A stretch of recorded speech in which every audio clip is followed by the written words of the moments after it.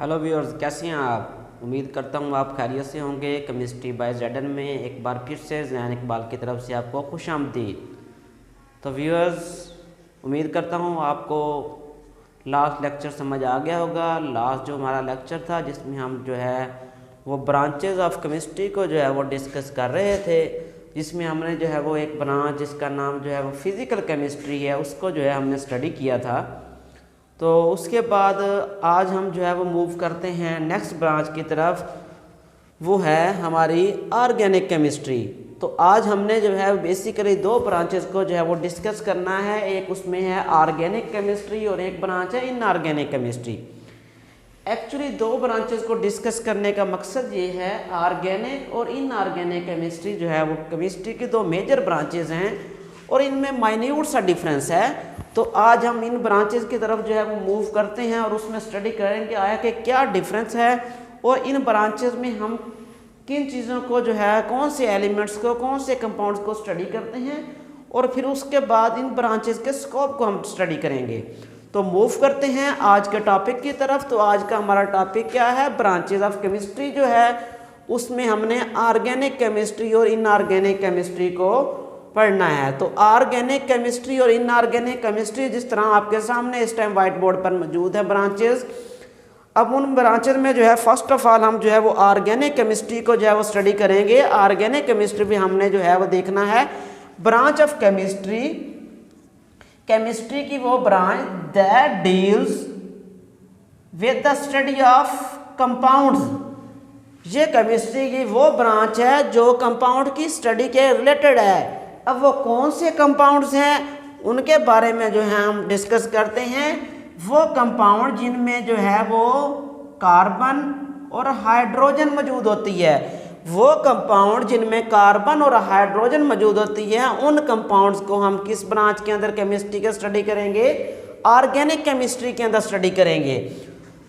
तो दोबारा देखें डेफिनेशन क्या है, branch of chemistry that deal with the study of compounds of carbon and hydrogen, कि वो कंपाउंड जिसमें कार्बन और हाइड्रोजन मौजूद होते हैं उनको हम किस ब्रांच में स्टडी करते हैं, ऑर्गेनिक केमिस्ट्री के अंदर। क्या सिर्फ कार्बन और हाइड्रोजन वाले कंपाउंड्स को ही ऑर्गेनिक केमिस्ट्री के अंदर स्टडी करते हैं? No no, also study the derivatives of organic compounds, कि वो कंपाउंड जो ऑर्गेनिक कंपाउंड से ड्राइव होते हैं उनको भी किसके अंदर स्टडी करना है, ऑर्गेनिक केमिस्ट्री के अंदर स्टडी करना है। तो दोबारा देखें, वो केमिस्ट्री की ब्रांच जिसमें हम उन कंपाउंड को स्टडी करें जिनके अंदर कार्बन और हाइड्रोजन मौजूद हो, या इसके अलावा वो कंपाउंड जो ड्राइव किए गए हों ऑर्गेनिक कंपाउंड से, तो उनको हम स्टडी करेंगे ऑर्गेनिक केमिस्ट्री के अंदर। अब उसके अपोजिट कौन सी ब्रांच है, inorganic chemistry, branch of chemistry that deals with the study of all elements and compounds, कि केमिस्ट्री की वो ब्रांच जिसमें हम उन तमाम एलिमेंट्स और कंपाउंड को स्टडी करते हैं,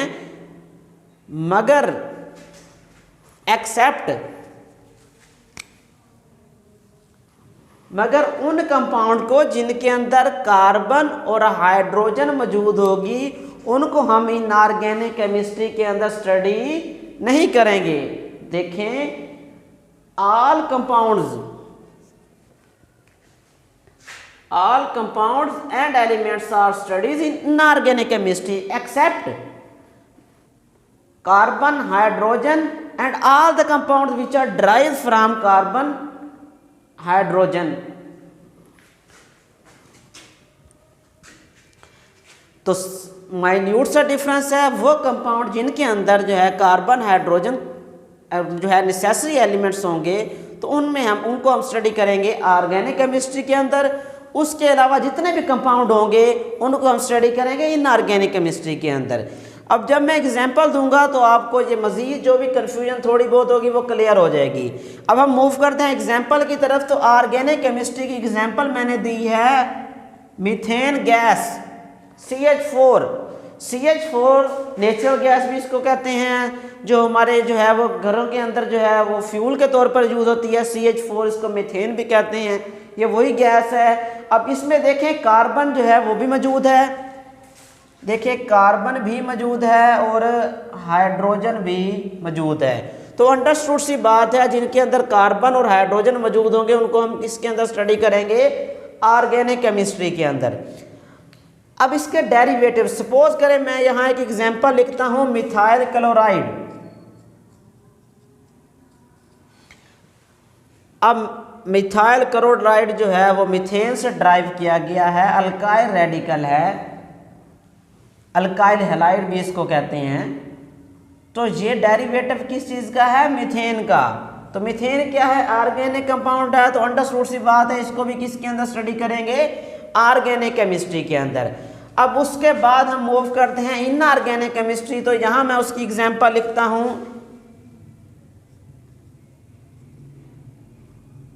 NaCl, जिसको सोडियम क्लोराइड भी बोलते हैं, जिसको टेबल साल्ट भी बोलते हैं। तो देखें इसके अंदर ना तो आपको जो है वो कार्बन नज़र आ रही होगी, ना हाइड्रोजन नज़र आ रही होगी।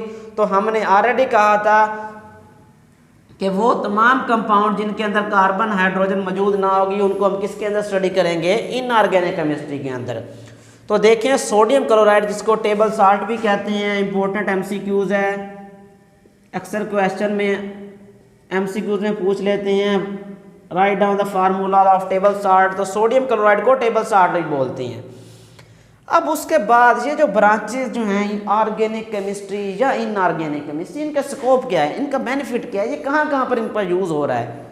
तो ऑर्गेनिक केमिस्ट्री का मेजर जो यूज़ है वो दो इम्पोर्टेंट इंडस्ट्रीज़ मैंने यहाँ मेंशन किए हैं, एक है पेट्रोलियम इंडस्ट्री और दूसरी है फार्मास्यूटिकल इंडस्ट्री। ये दोनों इंडस्ट्रीज जो है इनका रोल जो है वो बहुत अहम है इंसान के लिए, क्योंकि पेट्रोलियम इंडस्ट्री जो है जितने जो है वो हवाई जहाज़ वगैरह या एरोप्लेन हैं या शिप्स हैं, जो भी जो है वो सोर्सेज जो हमें कनेक्ट कर रहे हैं उन सब में पेट्रोलियम का यूज़ है। तो पेट्रोलियम इंडस्ट्री जो है जिसमें हम जो है पेट्रोलियम का एनालिसिस करते हैं वो ऑर्गेनिक केमिस्ट्री के अंदर है। अब उसके बाद फार्मास्यूटिकल इंडस्ट्री। फार्मास्यूटिकल इंडस्ट्री उस इंडस्ट्री को कहते हैं जहाँ पर मेडिसिन बनती हैं, वो मेडिसिन, वो दवाइयात जो जान बचाने के लिए इस्तेमाल की जाती हैं। तो फार्मास्यूटिकल इंडस्ट्री जो है वो भी जो है किसके अंडर आती है, ऑर्गेनिक केमिस्ट्री के अंदर आती है। तो ऑर्गेनिक केमिस्ट जो है वो फार्मास्यूटिकल इंडस्ट्री में मौजूद होते हैं फॉर एनालिसिस पर्पज। तो ये तो था scope my dears organic chemistry का। तो अब हम मूव करते हैं इनऑर्गेनिक केमिस्ट्री के स्कोप की तरफ। तो इनऑर्गेनिक केमिस्ट्री का स्कोप जो है वो मैंने मेंशन किया हुआ है यहाँ, गिलास इंडस्ट्री के अंदर भी जो है वो इनऑर्गेनिक केमिस्ट्री का रोल है। और उसके बाद जो है सीमेंट इंडस्ट्री, जो कि कंस्ट्रक्शन में जो है वो बहुत इम्पोर्टेंट कंपोनेंट जो है वो सीमेंट जो है वो भी जो है इनऑर्गेनिक केमिस्ट्री के अंदर एनालिसिस वगैरह स्टडी वगैरह किया जाता है। तो उम्मीद करता हूँ आपको आज का टॉपिक समझ आ गया होगा। तो मैं जो है आज के टॉपिक को समराइज़ करने जा रहा हूँ। आज का जो हमारा टॉपिक था जिसमें हमने जो है डिस्कस किया है केमिस्ट्री की ब्रांचेस को, जिसमें दो ब्रांचेस ऑर्गेनिक केमिस्ट्री और इनऑर्गेनिक केमिस्ट्री। ऑर्गेनिक केमिस्ट्री में हमने जो है उन कंपाउंड को स्टडी करना है जिसमें कार्बन हाइड्रोजन मौजूद होंगे या उनके डेरिवेटिव्स मौजूद होंगे।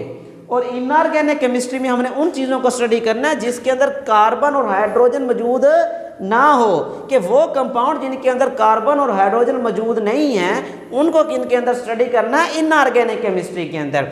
फिर एग्जाम्पल से जो है मजीद क्लियर हो गई एक डेफिनेशन देखें, जिसमें कार्बन और हाइड्रोजन मौजूद है वो ऑर्गेनिक केमिस्ट्री, और जिसमें कार्बन और हाइड्रोजन मौजूद नहीं है वो इनऑर्गेनिक केमिस्ट्री है। उसके बाद उसका स्कोप जो है वो हमने डिस्कस किया है कि ऑर्गेनिक केमिस्ट्री का स्कोप क्या है, इनऑर्गेनिक केमिस्ट्री का स्कोप क्या है। तो यहाँ तक अगर कोई बात समझ ना आई हो तो कमेंट सेक्शन में आप जो है वो क्वेश्चन कर सकते हैं, आपको उसका रिप्लाई जो है वो टॉप प्रायोरिटी पर दिया जाएगा। और in the end lecture summarise करने से पहले मैं एक बहुत अहम बात करने जा रहा हूँ। अगर आप लोगों ने अभी तक केमिस्ट्री बाय जैडन को फॉलो नहीं किया तो टॉप प्रायोरिटी पे केमिस्ट्री बाय जैडन को फॉलो करें। ताकि हर नई आने वाली वीडियो सबसे पहले माय डियर व्यूअर्स तक पहुंच सके। तो इसके साथ ही हम अपना आज का लेक्चर वाइंड अप करते हैं और मिलते हैं एक नए लेक्चर के साथ वेरी सून। ओके, अल्लाह हाफिज़।